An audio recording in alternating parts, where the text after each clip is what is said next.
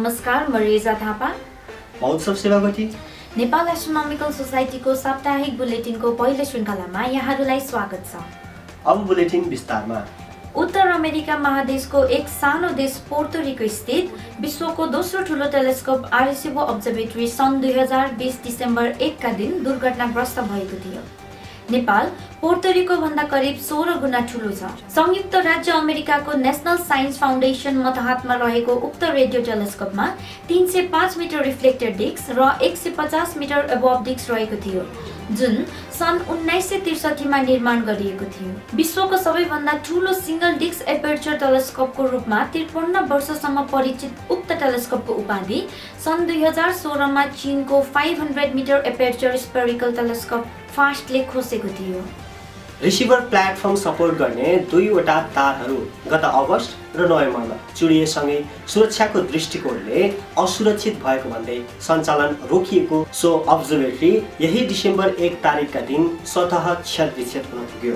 उक्त अब्जर्भेटरीको 305 मिटर व्यासको मुख्य radio telescope दुर्घटनाग्रस्त भए पनि सहायक रेडियो टेलिस्कोप र लिडार फेसिलिटीले भने काम गरिरहेको छ। सहायक टेलिस्कोपको रूपमा रहेको 12 मिटर व्यासको radio telescope very long baseline interferometry अर्थात् VLBI प्रोजेक्टको लागि स्थापित गरिएको हो। यस अब्जर्भेटरीको रेडियो टेलिस्कोपहरू तथा लिडार फेसिलिटी राडार एस्ट्रोनोमी तथा रेडियो एस्ट्रोनोमीमा प्रयोग गरिन्थ्यो। यो अब्जर्भेटरी अर्थात् वेधशाला अमेरिकी अन्तरिक्ष संस्था नासाको search for extraterrestrial intelligence कार्यक्रम तथा नियर अर्थ अब्जेक्ट डिटेक्सन कार्यक्रमको अभिन्न अङ्ग थियो। यो महिना व्यापक चर्चामा रहेको एक खगोलीय घटना हो द ग्रेट कन्जङ्सन। खासमा के हो त द ग्रेट कन्जङ्सन? जब बृहस्पति र शनि ग्रहहरू आकाशमा हेर्दा एक अर्काको नजिक हुन्छन् तब त्यस अवस्थालाई द ग्रेट कन्जङ्सन भनिन्छ। सौर्यमण्डलको सबैभन्दा ठुलो ग्रह बृहस्पतिले करिब 12 वर्षमा सूर्यको एक पटक परिक्रमा गर्दछ भने दोस्रो ठुलो ग्रह शनिले करिब 30 वर्ष लगाउँछ।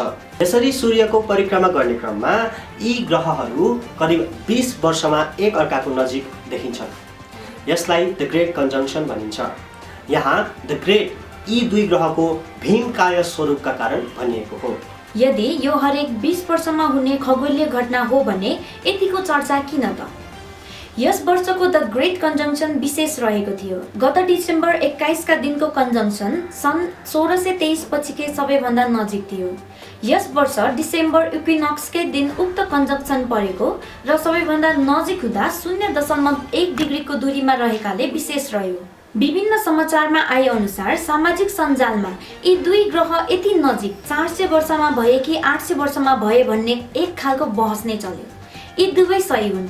यसरी यी ग्रहहरू यति नजिक भएको 400 वर्षमा हो, जुन दिउँसोको समयमा भएको थियो भने रात्रिकालीन समयमा भएको भने 800 वर्षमा हो। यसैबीच हामीले यस विशेष अवसरलाई अवलोकन गर्न काठमाडौँ उपत्यकामा रहनुहुने सदस्यहरूका लागि हाम्रो 32 पुतली स्थित कार्यालयमा अवलोकन कार्यक्रम आयोजना गरेका थियौँ भने देशका विभिन्न स्थानमा रहेका हाम्रा सदस्यहरूलाई सुरक्षित तरिकाले अवलोकनको व्यवस्था गर्न अनुरोध गरेका थियौँ। काठमाडौँ स्थित कार्यक्रममा पञ्चाङ्ग निर्णायक समितिका सूर्य प्रसाद ढुङ्गेलज्यूलाई पनि आमन्त्रण गरिएको थियो। कार्यक्रममा नेपाल एस्ट्रोनोमिकल सोसाइटीका तर्फबाट अध्यक्ष सुरेश भट्टराई तथा समितिका तर्फबाट ढुङ्गेल बीच दुई संस्थाका सम्भावित संयुक्त कार्यक्रमका बारेमा छोटो छलफल भएको थियो। अन्तरिक्षमा रहेको हबल स्पेस टेलिस्कोपले एउटा सानो तारापुञ्जबाट निस्किएको प्रकाश आफ्नो कम्पेनियन अर्थात् नजिकको तारापुञ्जको कारण बाङ्गिएको दुर्लभ दृश्य खिचेको छ।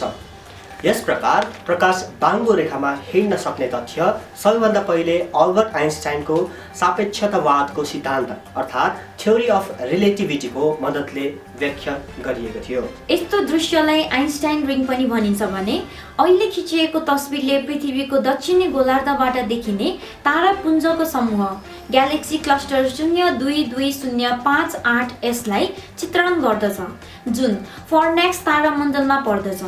यो अहिलेसम्म खिचिएको मध्ये सबैभन्दा ठुलो आइन्स्टाइन रिङ हो भने यस्तो दुर्लभ आकारको व्याख्या ग्रेभिटेसनल लेन्सिङले गर्दछ।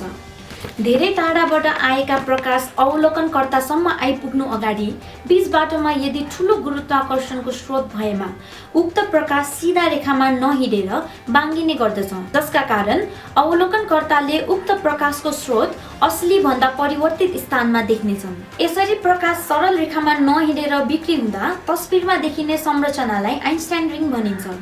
यसरी ग्राभिटेसनल लेन्सिङको मद्दतले धेरै टाढाका तारापुञ्जहरूको अध्ययनमा मद्दत पुग्दछ।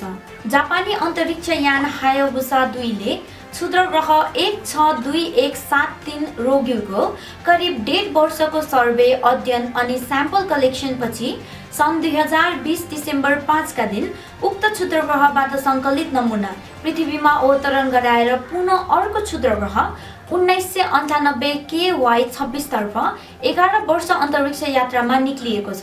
सन् 2014 डिसेम्बर 3 तारिकका दिन प्रक्षेपण गरिएको हायाबुसा 2 ले सन् 2018 जुन 27 मा क्षुद्र ग्रह रियुगुसँग भेट गरेको थियो भने 3 भिन्न नमुना अर्थात् 1 हाइड्रोस मिनरल भएको स्याम्पल मटेरियल, 2 हाइड्रोस मिनरल नभएको अथवा नदेखिने स्याम्पल मटेरियल र 3 सतहभन्दा तलको स्याम्पल मटेरियल सङ्कलन गर्ने भनिए पनि पहिलो र तेस्रो किसिमको स्याम्पल मटेरियल मात्रै सङ्कलन गर्न सफल भएको थियो।